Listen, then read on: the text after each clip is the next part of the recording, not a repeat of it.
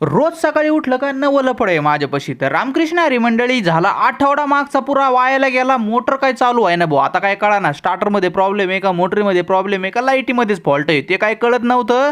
Starter बघतोय, motor बघतोय, माझं चाललंय स्टार्टर खराब आहे, बाबाच चाललंय मोटर खराब आहे, दोघात चाललंय लाईटच खराब आहे. आता काय आहे ते काय कळा ना. मला तेवढ्यात गेली बाबा लाईट. म्हणलं बाबा चला लवकर, मला याच वावरात परत यायचंय ट्रॅक्टर मारायसाठी. आता मागच्या वेळेस जे आपण ट्रॅक्टर मारलो होतो दंड पाडले होते ना, तेच मोडायचे होते, कारण की त्यात झालं होतं गवत मारणं. ट्रॅक्टर आणलं, सगळे दंड मोडले, तेवढ्यात बाबा बी आले. आता बाबा आले, सगळं कामच ओके मध्ये झालं होतं. बाबा मला म्हणले चल लवकर पिल्लं सोड, घरी जाऊन आपल्याला जायचंय शेवगावला. पिल्लं सोडले. आता त्यांना बटाटे उकडलेले टाकले होते, इतक्या मजेने खात होती ते बदकं.